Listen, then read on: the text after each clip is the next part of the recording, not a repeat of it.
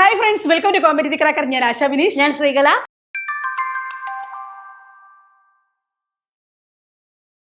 ഇന്ന് ഞങ്ങൾ വന്നിരിക്കുന്നത് കേറ്ററ്റ് എക്സാമുമായി ബന്ധപ്പെട്ട് കുറച്ചധികം കാര്യങ്ങൾ നിങ്ങളോട് കമ്മ്യൂണിക്കേറ്റ് ചെയ്യണം. ഇനി ഏകദേശം 30 ദിവസം അല്ലെ, ഇപ്പൊ ഈ വീഡിയോ എടുക്കുന്ന സമയം നോക്കുകയാണെങ്കിൽ ഒരു 33 ദിവസം നമ്മുടെ മുന്നിൽ കേറ്ററ്റ് എക്സാമിന് ഉണ്ട്. വെറും 30 ദിവസം കൊണ്ട് നിങ്ങൾക്ക് കേറ്ററ്റ് എങ്ങനെ നേടാൻ പറ്റും? നിങ്ങൾ എന്തൊക്കെ കാര്യങ്ങളാണ് ശ്രദ്ധിക്കേണ്ടത്? അതെ, ആദ്യം നേടാൻ പറ്റുമോ എന്ന ചോദ്യം തന്നെ ഉണ്ട് അല്ലെ. തീർച്ചയായിട്ടും നേടാൻ പറ്റും. വേറെ ഒന്നും കൊണ്ടല്ല, ഇതൊരു ക്വാളിഫയിങ് എക്സാം ആണ്. ഇതിന് നിങ്ങൾക്ക് നിശ്ചിത മാർക്ക്, ഇപ്പൊ 90 മാർക്ക് ആണെങ്കിൽ ആ 90 മാർക്കിന് മേലെ മതി. അല്ലാതെ 150, 140 കിട്ടുന്നവനും 90 കിട്ടുന്നവനും ഒരേ തട്ടിലാണ്. സോ ഇതൊരു ക്വാളിഫയിങ് എക്സാം ആണ്. 30 ദിവസം മതി ഇത് നേടാനായിട്ട്. അപ്പൊ കേറ്ററ്റ് എന്ന് പറയുമ്പോൾ പലരും പറയാറുണ്ട്, ഞാൻ കുറേ വർഷമായിട്ട് എഴുതുന്നു, ഞാൻ കഴിഞ്ഞ പ്രാവശ്യം ഒരു ചെറിയ മാർക്കുകൾക്കാണ് പോയത്, അതിൽ 2 മാർക്കിന് തോറ്റു അല്ലെങ്കിൽ 3 മാർക്കിന് തോറ്റു എന്നിങ്ങനെ പറയാറുണ്ട്. ഞാൻ ഇപ്പോഴും പറയുന്നു, ഒരു ക്വാളിഫയിങ് എക്സാംസിന് അതിൻ്റെ ഒരു 50 അല്ലെങ്കിൽ 60% മാർക്കുകൾ മാത്രമാണ് അവിടെ വരുന്നത്. അല്ലെങ്കിൽ 60-70 ബിറ്റ്വീൻ റേഞ്ചിൽ മാത്രമേ നിങ്ങളുടെ ക്വാളിഫയിങ് എക്സാമിൻ്റെ പാസ് മാർക്ക് വരുന്നുള്ളൂ. അത് അച്ചീവ് ചെയ്യാൻ നെഗറ്റീവ് ഇല്ലാത്ത ഒരു എക്സാമിന് നമുക്ക് എന്തുകൊണ്ട് സാധിക്കുന്നില്ല? അതെ, പലരും നമ്മളെ തന്നെ ആശ്വസിപ്പിക്കുകയും ചെയ്യുന്നു. എനിക്ക് കഴിഞ്ഞ പ്രാവശ്യം 2 മാർക്കിന് പോയി. അതൊരു ആശ്വസിപ്പിക്കൽ. അല്ലെങ്കിൽ ഞാൻ ജനറൽ കാറ്റഗറി ആണ്, അതുകൊണ്ടാണ് എനിക്ക് പാസ്സാകാൻ പറ്റാഞ്ഞത്. അപ്പൊ ഈ പാസ്സായവരൊക്കെയോ ഒന്ന് ആലോചിച്ച് നോക്കിക്കേ. ഈ പാസ്സായവരെങ്ങനെയാ പാസ്സായത്? അവർക്ക് കൃത്യമായ വിഷൻ ഉണ്ടായിരുന്നു അല്ലെ, ഈ പാസ്സായുള്ള ഗുണങ്ങളെ പറ്റി അല്ലെ. അതായത് ഇപ്പൊ നോക്കുവാണെന്നുണ്ടെങ്കിൽ നേരത്തെ നമ്മൾ പറഞ്ഞതുപോലെ തന്നെ BEd കോളേജസിൽ സീറ്റ് കിട്ടാനില്ല. നല്ല മാർക്കുള്ള കുട്ടികൾക്ക് പോലും അഡ്മിഷൻ പേയ്മെന്റ് സീറ്റ് പോലും കിട്ടുന്നില്ല. അതും പേയ്മെന്റ് സീറ്റുകളിലേക്ക് എത്തപ്പെടുമ്പോൾ എന്ത് രൂപയാണെന്ന് അറിയാമോ?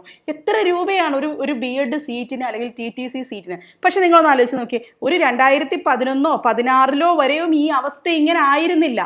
എന്താ, കുറച്ചധികം പഠിക്കാത്ത അല്ലെങ്കിൽ എവിടെയും ഏറ്റവും പെട്ടെന്ന് സീറ്റ് കിട്ടുന്ന ഒരു രീതിയായിരുന്നു നമ്മുടെ TTCക്കായാലും BEdനായിരുന്നു ഉണ്ടായിരുന്നത്. എന്താണ് ഈ കോഴ്സിന് പെട്ടെന്ന് ഇത്രയധികം ബൂം കിട്ടിയത്? അവിടെ പല കോളേജുകളിലും പോകുമ്പോൾ ഇപ്പോഴും BEd പഠിക്കുന്നത് പ്രൊഫഷണൽ കോഴ്സ് കഴിഞ്ഞ ആൾക്കാർ കയറുകയാണ്. BTechഉം ഒക്കെ കഴിഞ്ഞവർ, ഹോമിയോ ഡോക്ടേഴ്സ് ഒക്കെ പോലും ഈ അവരുടെ ഡിഗ്രി ക്വാളിഫിക്കേഷനോടെ മാറ്റി നിർത്തി +2 TTC എന്ന ലേബലിലേക്ക് മാറുകയാണ്. അത് എന്തുകൊണ്ടാണ്? വേറെ ഒന്നും കൊണ്ടല്ല, ഇന്ന് അധ്യാപകർക്കുള്ള അവസരം മറ്റൊന്നിനുമില്ല എന്നുള്ള തിരിച്ചറിവ് തന്നെയാണ് അവിടെ. LPSA UPSA പോലുള്ള എക്സാംസ് വന്നപ്പം ഏറ്റവും കൂടുതൽ PSC കാണുന്ന ഒരു എക്സാമാണ്. കാരണം കറക്റ്റ് കാൻഡിഡേറ്റിന് നിയമനങ്ങൾ വരുന്നു, സർക്കാർ സ്കൂളുകളിലേക്ക് കുട്ടികൾ തിരിച്ചെത്തിയിട്ടുണ്ട്. അതോടൊപ്പം തന്നെ ലാംഗ്വേജ് ടീച്ചേഴ്സ് ആയാലും അല്ലെങ്കിൽ ഹൈസ്കൂൾ ലെവലിലേക്കൊക്കെ ആയാലും വേക്കൻസികൾ കൃത്യമായി റിപ്പോർട്ട് ചെയ്യപ്പെടുന്നുണ്ട്. ഇവിടെ നോക്കേണ്ടതുണ്ട് പോസിബിലിറ്റി എന്ന് പറയുന്നത്. 10ൽ ഒരാൾക്ക് ജോലി കിട്ടുന്ന സന്ദർഭം വരെ എത്തുകയാണ്. ഇപ്രാവശ്യത്തെ ലിസ്റ്റ് നോക്കുവാണെങ്കിൽ കൺഫർമേഷൻ കൊടുത്തവരെ പല ജില്ലകളിലും നമ്മൾ നോക്കുവാണെങ്കിൽ 10ൽ ഒരാൾക്ക് ഷോർട്ട് ലിസ്റ്റിലേക്ക് കയറാൻ പറ്റുന്നു. അത്രയധികം വേക്കൻസി കൗണ്ടിലേക്ക് നമ്മളുടെ സിസ്റ്റം മാറിക്കഴിഞ്ഞു. അപ്പൊ ഇവിടെ ഒക്കെ ഒരു വിലങ്ങുതടിയെ നിൽക്കുന്ന എന്ത് മാത്രമാണ്? കേറ്ററ്റ് മാത്രമാണ്. ഈ ആദ്യം നിങ്ങളോട് ഇത് പറഞ്ഞു തരുന്നത് എന്താണെന്നറിയാമോ? നിങ്ങളുടെ കയ്യിലിരിക്കുന്ന കോഴ്സിന്റെ അല്ലെങ്കിൽ റെലവൻസ് നിങ്ങൾക്ക് ഇപ്പോഴും വാല്യൂ മനസ്സിലാവുന്നില്ല പലർക്കും. അതൊന്നും മനസ്സിലാക്കുക. അയ്യോ, ഞാൻ ഇത്രയും നല്ലേ. പലരും പറയാറുണ്ട്, എനിക്കൊരു സാമ്പത്തിക സ്വാതന്ത്ര്യമില്ല, അല്ലെങ്കിൽ എൻ്റെ കയ്യിൽ പൈസ ഇല്ല. സിംപ്ലി പറഞ്ഞാൽ എൻ്റെ കയ്യിൽ പൈസ ഇല്ല. ടീച്ചറെ, ഇത് പൈസ എന്ന് പറയുന്നത്, ജോലി എന്ന് പറയുന്നത് പൈസ ഉണ്ടാക്കാനുള്ള മാർഗം മാത്രമല്ല. പക്ഷെ എല്ലാവർക്കും എന്ത് വേണം? നമുക്ക് ഒരു വരുമാനം എന്ന് പറയുന്നത് സോഴ്സ് വേണം.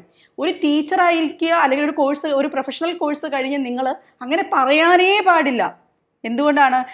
സ്ത്രീകൾക്ക് ജോലിക്ക് പോകാൻ പറ്റുന്ന, അതായത് അവരുടെ ടൈമിങ്ങും എല്ലാം കറക്റ്റ് ആയിട്ടുള്ള ഒരു പ്രൊഫഷനാണ് എന്ന് പറയുന്നത് എന്ത്? ടീച്ചർ എന്ന് പറയുന്നത്. സ്ത്രീകൾ നന്നായി ചൂസ് ചെയ്യുന്ന ഒരു പ്രൊഫഷൻ, നമുക്ക് കിട്ടുന്ന ഒരു അംഗീകാരം, സമൂഹത്തിന്റെ സൊസൈറ്റിയുടെ ഒരു ഇതിലെ അവസരങ്ങള്, പിന്നെ അതുപോലെ ഫെസിലിറ്റീസ് അല്ലെ, നമുക്ക് അവധികൾക്ക് അവധി, എല്ലാ ആനുകൂല്യങ്ങളും ഉള്ള ഒരു ജോലി. പക്ഷെ അതിലേക്ക് എത്തിപ്പെടുന്നില്ല. എന്തുകൊണ്ട്? കേട്ടിട്ടില്ലാത്തതുകൊണ്ട്. അത് നമ്മൾ മാത്രം മനസ്സ് വെച്ചാൽ മതി. ആരും നിങ്ങളെ ഫോഴ്സ് ചെയ്യാനില്ല. നിങ്ങളൊന്ന് മനസ്സ് വെക്കണം. ഇനിയുള്ള 30 ദിവസം നിങ്ങളോട് ഇത്രയും കാര്യങ്ങൾ പറയുന്നത്. ഇനി നിങ്ങൾ ഇപ്പം ഈ വീഡിയോ കാണുന്ന പലരും ഉണ്ടായിരിക്കാം, നിങ്ങളുടെ ഹസ്ബൻഡ് ആയിരിക്കാം വീഡിയോ കാണുന്നത്, ബ്രദർ ആയിരിക്കാം. തീർച്ചയായിട്ടും നിങ്ങളുടെ വീട്ടിൽ BEd TTC കഴിഞ്ഞിട്ടുള്ള ആരേലും ഒക്കെ ഉണ്ടെങ്കിൽ അവരോട് പറഞ്ഞു കൊടുക്കുക. 2026 ഇഷ്ടം പോലെ വേക്കൻസികളാണ് വരുന്നത്. ഈ LP UP എഴുതാൻ പറ്റിയില്ല, നിരാശരാകരുത്. പുതിയ എക്സാംസ്, ഇപ്പൊ JLT തന്നെ, ഹിന്ദി കഴിഞ്ഞ ആൾക്കാർ പോലും ഈ കഴിഞ്ഞ ഒരൊറ്റ ആഴ്ച വന്നത് JLT വിളിച്ചു, HSA വിളിച്ചു, പാർട്ട് ടൈം എത്ര ജില്ലകളിൽ വിളിച്ചു, ഇനി വീണ്ടും ഫുൾ ടൈമും വിളിച്ചു. അതായത് ഏകദേശം 3 വിജ്ഞാപനങ്ങളാണ് അവർക്ക് വരാൻ പോകുന്നത്. വന്നത് ഇനി HSSC വരാൻ പോകുന്നു. അതും ഒരു വേക്കൻസി എന്നൊക്കെ ഇങ്ങനെ നിങ്ങൾ സൈറ്റുകളിൽ കാണുമായിരിക്കും. പക്ഷെ അവിടെ പോലും ഒരു വേക്കൻസി ആയിട്ട് വന്നത് 183 വേക്കൻസികളൊക്കെ ഇപ്പൊ റിപ്പോർട്ട് ചെയ്തിട്ടുണ്ട്. അഡ്വൈസും പോയിട്ടുണ്ട്. എത്ര അവസരങ്ങളുണ്ട്. അപ്പൊ അതിലേക്ക് എത്തണമെങ്കിൽ നമ്മൾ ആദ്യം ചെയ്യേണ്ടത് കേട്ടിട്ട് ക്ലിയർ ചെയ്യുക എന്നുള്ളതാണ്. ഇനി വരുന്ന 30 ദിവസം പഠിക്കേണ്ട രീതിയിൽ കാര്യങ്ങൾ ഗ്രാസ്പ് ചെയ്യേണ്ട കാര്യങ്ങൾ ഗ്രാസ്പ് ചെയ്താൽ നിങ്ങൾക്ക് ഇനിയും കേട്ടിട്ട് നേടാനുള്ള സമയമുണ്ട്. ഈ 30 ദിവസം നിങ്ങൾ എന്തൊക്കെ കാര്യങ്ങൾ ശ്രദ്ധിക്കണം? 30 ദിവസത്തിൽ പ്രധാനമായും ശ്രദ്ധിക്കേണ്ടത് നിങ്ങളുടെ ലാംഗ്വേജിനെ കൈപ്പിടിയിൽ ഒതുക്കുക എന്നുള്ളതാണ്, അല്ലെ? അതായത് കേട്ടിട്ട് കാറ്റഗറി 1ഉം 2ഉം ആണെങ്കിൽ അവിടെ സ്കോർ ചെയ്യാൻ പോകുന്ന മാർക്ക് എന്ന് പറഞ്ഞു കഴിഞ്ഞാൽ ഇംഗ്ലീഷും മലയാളവും കൂടെ 60 മാർക്ക് കിട്ടും. വെറുതെ കിട്ടുമോ? അല്ലേ? 60 മാർക്ക് നിസ്സാരം. ഈ 60-ൽ തന്നെ ശരിക്കും ആ ചോദ്യ പേപ്പറിൽ ഉത്തരവുണ്ട്. എത്ര മാർക്കിന് വരുമെന്ന് അറിയാമോ? ഇപ്പം ഇംഗ്ലീഷ് എടുക്കുവാണെങ്കിൽ 10 മാർക്ക്, മലയാളം എടുക്കുവാണെങ്കിൽ ഗദ്യവും പദ്യവും വരും. ഇത് രണ്ടും കൂടി ഒരു 15 മാർക്ക്. അതായത് ഈ 60 മാർക്കിൽ ഏകദേശം 20-നും 25-നും ഇടയിലുള്ള മാർക്ക് എവിടെയുണ്ട്? ആ ചോദ്യ പേപ്പറിലുണ്ട്. പക്ഷെ ടീച്ചർ ഇപ്പൊ പറയുന്നു 20 ടീച്ചർ ഈ ഒരു കേറ്റിട്ട് തന്നെ എനിക്ക് തോന്നുന്നു 6-മത്തെയോ 7-മത്തെയോ വർഷമാണ് കേറ്റിട്ട് CC ചെയ്യുന്നത്. ടീച്ചർ അന്ന് തൊട്ട് കേറ്റിട്ട് ചെയ്യുന്ന അധ്യാപികയാണ്. ടീച്ചറിനതറിയാം. പക്ഷെ ആദ്യമായിട്ട് അല്ലെ ക്വസ്റ്റ്യൻ പേപ്പർ കാണുന്ന ഒരു കാൻഡിഡേറ്റിനെ സംബന്ധിച്ചോളം ഇവര് പോയി എഴുതുന്നത് പരീക്ഷാ കോളിൽ എത്തുമ്പോൾ മാത്രമേ ഇവർ 150 മാർക്കിന്റെ ക്വസ്റ്റ്യൻസ് കാണുന്നുള്ളൂ. അതെ, അവിടെ അവർക്ക് ഒന്നും ചെയ്യാൻ പറ്റുന്നില്ല. ഞാൻ ഈ പറഞ്ഞ ക്വസ്റ്റ്യൻസ് അവർ അവിടെ വെച്ചേ നോക്കത്തുള്ളൂ. പാസേജ് അല്ലേ, ഗദ്യമല്ലേ, അവിടെ വെച്ച് നോക്കിയാൽ പോരെ. കിട്ടില്ല, വേറൊന്നും കൊണ്ടല്ല, അവിടെ ടൈം മാനേജ്മെന്റ് ഒരു പ്രശ്നമാണ്. അപ്പൊ നിങ്ങളിൽ 30 ദിവസം നിങ്ങൾ ചെയ്യേണ്ട ആദ്യത്തെ കാര്യം എന്തെന്ന് ചോദിച്ചു കഴിഞ്ഞാൽ ടൈം മാനേജ്മെന്റ് പ്രോപ്പർ ആക്കണം. ലാംഗ്വേജിനെ കൈപ്പിടിയിൽ ഒതുക്കണം. ഒരു 30 ദിവസത്തെ ഒരു ദിവസം കൊണ്ട് എത്ര മണിക്കൂർ മാത്രം ഇംഗ്ലീഷിന് കൊടുത്താൽ മതി? 10 മണിക്കൂർ മതി. 30 ദിവസത്തിലാണ് ഞാൻ 10 മണിക്കൂർ പറയുന്നത്. 30 ദിവസത്തിൽ, അതായത് ഒരു ദിവസം നിങ്ങൾ എത്ര മണിക്കൂർ പഠിക്കണം? ആദ്യത്തെ 10 ദിവസം 1 മണിക്കൂർ പഠിച്ചാൽ മതി. തീർച്ചയായിട്ടും ആദ്യത്തെ 10 ദിവസം 1 മണിക്കൂർ വെച്ച് പഠിച്ചാൽ 30 ദിവസം കൊണ്ട് നമുക്ക് തീർച്ചയായിട്ടും കേട്ടിട്ട് ക്ലിയർ. നോക്കൂ, 10 ദിവസം നിങ്ങൾ ഒരു മണിക്കൂർ വെച്ച് പഠിക്കും. പിന്നെ നിങ്ങൾ ക്വസ്റ്റ്യൻ പേപ്പറും റിവിഷനും ചെയ്തത് ഫാസ്റ്റ് ആക്കുക. പക്ഷെ അവിടെ പഠിക്കുമ്പം എന്തേ പഠിക്കാവൂ? എന്താണോ പരീക്ഷയ്ക്ക് ചോദിക്കുന്നത്, എന്താണോ പരീക്ഷയ്ക്ക് ചോദിക്കുന്നത് അതേ പഠിക്കാവൂ, അല്ലെ? അതെ, നമുക്ക് എളുപ്പത്തിൽ മാർക്ക് കിട്ടുന്ന കുറച്ചധികം ഭാഗങ്ങളുണ്ട്. ആ ഭാഗങ്ങളെ തിരിച്ചറിയണം. അതാണ് ഏറ്റവും പ്രധാനം. ആർട്ടിക്കിൾസ് ഓക്സിലറി വെർബ് ആ കൂട്ടത്തിൽ പെടുവോ? തീർച്ചയായിട്ടും ആർട്ടിക്കിൾസ് അതിൽ പെടും, ഓക്സിലറി വെർബ്. കാരണം ഇതിലൊക്കെ ചോദിക്കുന്ന സെന്റൻസ് ഫംഗ്ഷൻ, ഇതുകൊണ്ട് എന്താ ഉദ്ദേശിക്കുന്നത്? യു ഹാഡ് ടു കൺസൾട്ടഡ് അല്ലെങ്കിൽ you had better consulted doctor, ഇതുകൊണ്ട് എന്താ ഉദ്ദേശിക്കുന്നത്? ഇതൊരു ഉപദേശമാണ്. ഇതൊക്കെ മനസ്സിലാക്കാൻ നമുക്ക് വെറും 20 മിനിറ്റ് വേണ്ട ഈ ഒരു ടോപ്പിക് പഠിക്കാൻ. ഇത് പഠിച്ചാൽ ഫ്രേസൽ വെർബ് ഇത് തന്നെയാണ്. ഫ്രേസൽ വെർബിൽ ഇവർക്ക് സ്ഥിരമായിട്ട് ചോദിക്കുന്ന കുറച്ച് ഫ്രേസൽ വെർബ് ഉണ്ട്. ഇത് കാറ്റഗറി 1ഉം 2ഉം മാത്രമല്ല, 3ക്കും ഇങ്ങനെ തന്നെയാണ്. 3ക്കും 4നും എല്ലാം ഇത് തന്നെയാണ്. കുറെ അധികം റിപ്പീറ്റഡ് ക്വസ്റ്റ്യൻസ് ചോദിക്കുന്ന കുറച്ച് ഏരിയാസ് ഉണ്ട്.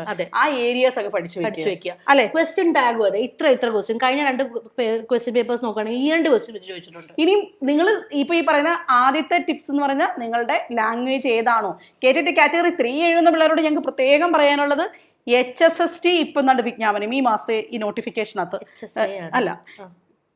ഈ മാസത്തെ നോട്ടിഫിക്കേഷനകത്ത് ഗസറ്റ് നോട്ടിഫിക്കേഷനകത്ത് HSST വിളിക്കാൻ പോവുകയാണ്.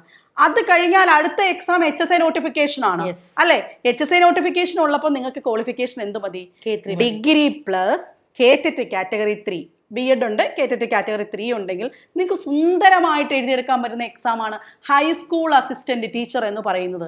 നമ്മുടെ പാഠ്യപദ്ധതി പരിഷ്കരണമൊക്കെ വരുന്നതിന് മുമ്പായിട്ട് കിട്ടുന്ന വലിയ ചാൻസ് ആണ്. ഒരുപക്ഷെ ഈ ഒരു HSAക്ക് മുമ്പുള്ള ലാസ്റ്റ്, ഒരുപക്ഷെ അല്ല ഉറപ്പായിട്ടും HSAക്ക് മുമ്പുള്ള ലാസ്റ്റ് കേട്ടിട്ടായിരിക്കും ഈ നടക്കാൻ പോകുന്ന. അപ്പൊ അതിനുള്ള ഒരു അവസരം അറിയുക. കാരണം ഫിസിക്കൽ സയൻസ് ആണെങ്കിൽ വിളിച്ചിട്ടില്ല, സോഷ്യൽ സയൻസ് കിടപ്പുണ്ട്, നമ്മുടെ മാത്സ് ഉണ്ട്, ഇങ്ങനെ എല്ലാ natural science, English, Malayalam, Hindi ഇതെല്ലാം കിടക്കുക, അല്ലെ? കാരണം 2026 എക്സിസ്റ്റിംഗ് HSAയുടെ റാങ്ക് ലിസ്റ്റ് തീരും. അപ്പോൾ 24 എൻഡോട് കൂടി എങ്കിലും ഈ വർഷം എഴുതാൻ പറ്റുന്നവരുടെ ഏജും കൂടി പരിഗണിച്ച് തീർച്ചയായിട്ടും PSC ഈ വർഷം അവസാനത്തോടു കൂടി എന്ത് വിളിക്കും? HSA വിളിക്കും. ഇപ്പൊ UP എഴുതാൻ നിങ്ങൾക്ക് ശരിയാണ്, നിങ്ങൾക്ക് കേട്ടിട്ട് കാറ്റഗറി 2 മതി. പക്ഷെ ഹൈസ്കൂളിലേക്ക് നിങ്ങൾ എത്തപ്പെടണമെങ്കിൽ നിങ്ങളൊന്ന് ആലോചിക്കണം. കേരളത്തിൽ അപേക്ഷകരില്ലാഞ്ഞിട്ടാ, B.Ed കഴിഞ്ഞ ആൾക്കാരില്ലാഞ്ഞിട്ടാണോ ഈ 2000-3000 മാത്രം അപേക്ഷകർ പലപ്പോഴും പരീക്ഷകൾക്ക് വരുന്നത്? ഒരിക്കലുമല്ല. ക്വാളിഫൈഡ് ആയിട്ടുള്ള അധ്യാപകരില്ല. അതായത് ആ യോഗ്യത അറിയുന്നില്ല, പഠിക്കുന്നില്ല, അല്ലെങ്കിൽ എക്സാം വിളിക്കുന്നത് അറിയുന്നില്ല. ഇങ്ങനെ സംഭവിക്കുന്നതുകൊണ്ടാണ് അപേക്ഷകരുടെ എണ്ണം കുറയുന്നത്. മനസ്സിലായോ? അപ്പൊ ആ ഒരു കാര്യം ഹൈസ്കൂൾ അസിസ്റ്റന്റ് സ്വപ്നം കാണുന്ന ആരെങ്കിലും ഉണ്ട്, B.Ed ഉണ്ടെങ്കിൽ ഇപ്പൊ കേട്ടിട്ട് കാറ്റഗറി 3 നിങ്ങൾ ആലോചിച്ച് നോക്കൂ. എന്ത് സുഖമുള്ള പാക്കേജ് ആണ്, അല്ലെ? അപ്പൊ അതൊക്കെ ആലോചിച്ചാൽ തന്നെ നമ്മൾ പഠിച്ചു പോകും. രണ്ടാമത്തെ കാര്യം നിങ്ങൾ ശ്രദ്ധിക്കേണ്ടത് നിങ്ങളുടെ സൈക്കോളജിയുടെ മാർക്ക് ഇംപ്രൂവ് ചെയ്യുക എന്നുള്ളതാണ്. ലാംഗ്വേജ് കഴിഞ്ഞാൽ അടുത്തത് നിങ്ങളുടെ കോർ ഏരിയ എന്ന് പറയുന്നത് സൈക്കോളജി തന്നെയാണ്. കേട്ടിട്ട് കാറ്റഗറി 3 നിങ്ങളുടെ സബ്ജക്റ്റ് വരും, പക്ഷേ KTT കാറ്റഗറി 1ഉം 2ഉം ആണെങ്കിൽ സൈക്കോളജി പ്ലസ് പെഡഗോഗി ഫിലോസഫിയും എല്ലാം കൂടെ ചേർന്ന് നിങ്ങൾക്ക് ഒരു 10-45 മാർക്ക് ഇവിടെ സ്കോർ ചെയ്യാൻ പറ്റും. 30 മാർക്ക് സൈക്കോളജി മാത്രമാണെങ്കിൽ മറ്റ് വിഷയങ്ങളിലെ പെഡഗോജിയും മറ്റുള്ള കാര്യങ്ങളും എല്ലാം കൂടുമ്പോൾ ഏകദേശം 45 മാർക്ക് ശരിക്കും പറഞ്ഞാൽ അവിടെ സൈക്കോളജിക്ക് വെയിറ്റേജ് ഉണ്ട്. അപ്പം ലാംഗ്വേജ്, സൈക്കോളജി, എന്നിട്ട് വേണം നിങ്ങൾ KTT കാറ്റഗറി 2ഉം 1ഉം എഴുതുന്നവരാണെങ്കിൽ EVS പരിഗണന കൊടുക്കണം. EVS പരിഗണന കൊടുക്കുമ്പോൾ 4ാം ക്ലാസ്സിലെ പാഠപുസ്തകം പഠിക്കണം, 5ാം ക്ലാസ്സിലെ പഠിക്കണം, 6 പഠിക്കണം, 7 പഠിക്കണം, 8 പഠിക്കണം. അത്യാവശ്യം കാര്യങ്ങൾ അവിടെ വെച്ച് കവർ ചെയ്യും. അപ്പോൾ എന്താ ശ്രദ്ധിക്കേണ്ടത്? EVS പഠിക്കണോ, വെറുതെ കൃഷി, ജലം എന്ന് മാത്രം നോക്കി പോയാൽ പോരാ, SART പഠിക്കണം. യെസ്, EVS ഏറ്റവും കൂടുതൽ ട്രെൻഡിങ് ആയിട്ട് മാറി വരുന്ന ക്വസ്റ്റ്യൻ പേപ്പർ ആണ്. ആ മാറ്റത്തിനോട് നമുക്ക് പിടിച്ചു നിൽക്കാൻ പറ്റുമെങ്കിൽ SART അറിഞ്ഞേ പറ്റുള്ളൂ. ഓക്കെ, ഇനിയും നിങ്ങളൊന്ന് ആലോചിച്ച് നോക്കിക്കുക. അപ്പൊ അത് EVS പഠിക്കണമെങ്കിൽ SCRT പഠിക്കണമെന്ന് പറഞ്ഞു. സോഷ്യലും സയൻസും ഇങ്ങനെ തന്നെയാണ്. SCRTക്ക് പരിഗണന കൊടുക്കുക. അവിടെ പോർഷൻ പഠിക്കുന്നതിനോടൊപ്പം തന്നെ നിങ്ങൾക്ക് ഇപ്പം കേരളം പഠിക്കണമെങ്കിൽ കേരളക്കരയിൽ, ഈജിപ്ഷ്യൻ സംസ്കാരം പഠിക്കണമെങ്കിൽ ചരിത്രത്തിലേക്ക് തുടങ്ങിയ പാഠപുസ്തകങ്ങളുണ്ട്. പക്ഷെ അത് ഏതാന്ന് ഇവർക്ക് അറിയണ്ടാവില്ല. മിസ്, ഏത് പാഠപുസ്തകം ഏത് പോർഷനോടുകൂടെ ക്ലബ് ചെയ്ത് പഠിക്കണം എന്നുള്ളത് പലപ്പോഴും കുട്ടികൾക്ക് അറിയില്ല. അപ്പൊ ആ ഒരു അറിവും കൂടി ഉണ്ടെങ്കിലേ നമുക്ക് ഈ 30 ദിവസം കൊണ്ട് ഇത് പഠിക്കാൻ പറ്റും. ഇപ്പൊ നമ്മുടെ ടൈം ടേബിളിനകത്ത് നമ്മൾ കൃത്യമായിട്ട് കൊടുക്കുന്നു കേട്ടോ. SCRT ജലം കഴിഞ്ഞ് കഴിഞ്ഞാൽ, ഇവിടെ കൃഷി കഴിഞ്ഞ് കഴിഞ്ഞാൽ SCRT ടെക്സ്റ്റ് ബുക്ക് 4ാം ക്ലാസ് കണ്ടോ. ഇതെന്തിനാ കൊടുക്കുന്ന അറിയാമോ? 4 തൊട്ടേ അങ്ങ് സ്റ്റാർട്ട് ചെയ്യുകയാണ്. ഇവിടെ ഓരോ കാര്യങ്ങളും 5ാമത്തെ, അത് കഴിയട്ടെ 6ാമത്തത് രോഗങ്ങളും ആരോഗ്യ പ്രശ്നങ്ങളും സയൻസിലെ പോർഷനാണ്, ചോദിക്കുന്നതാണ്. ഇത് ചിലപ്പം രോഗങ്ങളും രോഗകാരികളും ആരോഗ്യ പ്രശ്നങ്ങളും എന്നുള്ളത് SCRTയിൽ ചെറുതായിട്ടേ ഉള്ളൂ. പക്ഷെ നമുക്ക് അവിടെ റിപ്പീറ്റഡ് ക്വസ്റ്റ്യൻസ്, വെബ്സൈറ്റുകളിൽ ഒക്കെ റെലവൻസ് ആയിട്ടുള്ള കാര്യങ്ങൾ വരും. ഓക്കെ, ഇനിയും അടുത്തത് എന്താ ടീച്ചറെ ശ്രദ്ധിക്കേണ്ടത്? അതുപോലെ തന്നെ ക്വസ്റ്റ്യൻ പേപ്പറുകളല്ല, മോഡൽ എക്സാംസ് നമ്മൾ ചെയ്തു നോക്കണം. 30 ദിവസം ഉണ്ട്. മോഡൽ എക്സാംസ് ചെയ്തുകൊണ്ട് എന്താ പ്രയോജനം? തീർച്ചയായിട്ടും നമുക്ക് ഈ 30 ദിവസം പഠിക്കുമ്പോൾ ഏതെല്ലാം ഭാഗങ്ങൾ പഠിക്കണമെന്ന് മനസ്സിലാവണമെങ്കിൽ നമുക്ക് മോഡൽ എക്സാംസ് ചെയ്തു നോക്കുമ്പോൾ മനസ്സിലാവും. സർവോപരി ടൈം മാനേജ്മെന്റ്. KTT ഉദ്യോഗാർത്ഥികളെ സംബന്ധിച്ചിടത്തോളം പലപ്പോഴും ആ ഒരു ക്രൈറ്റീരിയ അല്ലെങ്കിൽ ആ 90 മാർക്കിലേക്ക് എബവ് എത്താൻ പറ്റാത്തത് മറ്റൊന്നും കൊണ്ടല്ല, സമയം കിട്ടിയില്ല മിസ്സേ എന്നൊരൊറ്റ വാക്കാണ് അവസാനം. ഇനി അവിടെ എനിക്ക് പ്രധാനമായിട്ട് ടീച്ചറെ മറ്റൊരു കാര്യം കൂടെ പറയാനുണ്ട്. KTTൽ എല്ലാവരെയും കുഴപ്പിക്കുന്നത്, 1 പ്രധാനമായും കുഴപ്പിക്കുന്ന ഒരു സബ്ജക്ട് എന്ന് പറയുന്നത് നമ്മുടെ സബ്ജക്റ്റാണ്. ലെസ്സാഗ ഉസാഗ എന്നൊക്കെ പറഞ്ഞിട്ട് ഈ ഒരു പോർഷൻ കൊടുത്തിട്ടില്ലേ, അവിടെ കണക്ക് ചെയ്യാൻ അറിയത്തില്ല എന്ന് പറയും. 30 മാർക്കിനെ നമുക്ക് സ്കിപ്പ് ചെയ്യാൻ പറ്റത്തില്ല. ഞാൻ ഉറപ്പ് പറയുന്നു, നിങ്ങൾ അടുത്ത 30 ദിവസം CCയുടെ കൂടെ ആണ് എങ്കിൽ ഞാൻ ഉറപ്പ് നൽകാം, നിങ്ങൾക്ക് കണക്കിൽ ഒരു 17+ മിനിമം, ഒന്നും കണക്കറിയാത്തവർക്ക് 17+ മാർക്ക് ഉറപ്പ് വരുത്താം. അത് 17 തൊട്ട് ഒരു 25 വരെ, ഒരു ആവറേജ് സ്റ്റുഡൻറ്റിന് 25 വരെ വളരെ നിസ്സാര സമയം കൊണ്ട് സ്കോർ ചെയ്യാവുന്നതേ ഉള്ളൂ. അതെങ്ങനെയാ ചെയ്യുന്നത്? കണക്ക് ചെയ്ത് പ്രാക്ടീസ് ആവണം, അല്ലേ? അതെ, ഈ ഒരു സബ്ജക്ട് മാത്സിന് 17 മാർക്ക്, തീർച്ചയായിട്ടും ഇംഗ്ലീഷിന് ഒരു 23 മാർക്ക് എനിക്ക് എൻഷർ ചെയ്യാൻ പറ്റും. അത് ഒട്ടും പഠിക്കാത്ത ആൾ പോലും, അറിയാത്തവരായിക്കോട്ടെ, നിങ്ങൾക്ക് ഇംഗ്ലീഷ് ABCD അറിയില്ലെന്ന് തന്നെ വെച്ചോളൂ, പക്ഷെ നിങ്ങൾക്ക് മിനിമം 23 മാർക്ക് എനിക്ക് ഞാൻ പറയുന്നത് പോലെ നിങ്ങൾ പഠിച്ചാൽ എൻഷർ ചെയ്യാൻ പറ്റും. 23ഉം 17ഉം എത്ര മാർക്കായി മിസ്സേ? 50 മാർക്ക്. ഇനി ഒരു 40 മാർക്കിന് നിങ്ങൾക്ക് മുന്നിലുള്ളത് എത്ര സബ്ജക്റ്റാ? 3 സബ്ജക്റ്റാ. പോസിബിൾ അല്ലേ? അപ്പൊ നമ്മൾ നിങ്ങളോട് പറഞ്ഞു എങ്ങനെ 25-30 ദിവസം കൊണ്ട് നമുക്ക് കംപ്ലീറ്റ് ചെയ്യാമെന്ന്. ഇപ്പൊ ടീം CCയുടെ KTT കാറ്റഗറി 1ന്റെ ഞാനൊരു ടൈം ടേബിൾ ആണ് കാണിച്ചത്. ഇപ്പൊ പ്രധാന ചരിത്ര വിഷയങ്ങളൊക്കെ വർഷങ്ങളൊന്നും നമ്മുടെ പോർഷനിലേ ഇല്ലാത്തതാണ്. പക്ഷെ നമ്മൾ നോക്കുമ്പോൾ പാഠപുസ്തകത്തില് അതോടൊപ്പം തന്നെ MCQസിൽ ഈയിടെ കണ്ടുവരുന്ന ഒരു ക്വസ്റ്റ്യൻ ആണ് ചരിത്ര വർഷങ്ങൾ, ഓസോണ് ഒക്കെ നമ്മൾ ഓരോ പ്രാവശ്യവും ഭൗതിക ശാസ്ത്രത്തിലെ പ്രധാന കണ്ടുപിടുത്തങ്ങൾ പരീക്ഷയ്ക്ക് ചോദിക്കുന്ന ക്വസ്റ്റ്യൻസ് ആണ്. അങ്ങനെ പരീക്ഷാ പോയിന്റ് ഓഫ് വ്യൂവിൽ തയ്യാറാക്കിയ ഈ ടൈം ടേബിളും അതോടൊപ്പം തന്നെ നോക്കൂ, നമുക്ക് മോഡൽ എക്സാംസ് അല്ലെ, 26, 27, 28, 29, 30ാമത്തെ ദിവസം വരെ നിങ്ങളെ 5-6 മോഡൽ എക്സാംസ് എഴുതി. അതും 150 മാർക്കിന്റെ മോഡൽ എക്സാംസ്. OMRൽ നിങ്ങൾ മോഡൽ എക്സാംസ് എഴുതി നോക്കി വേണം എന്തിലേക്ക് എത്താനായിട്ട്, പരീക്ഷാ ഹോളിലേക്ക്. അതായത് ഇതിൽ നിന്ന് മാത്രം തന്നെ നിങ്ങൾക്ക് 1000-നോട് അടുത്ത് ചോദ്യങ്ങൾ കിട്ടുകയാണ്.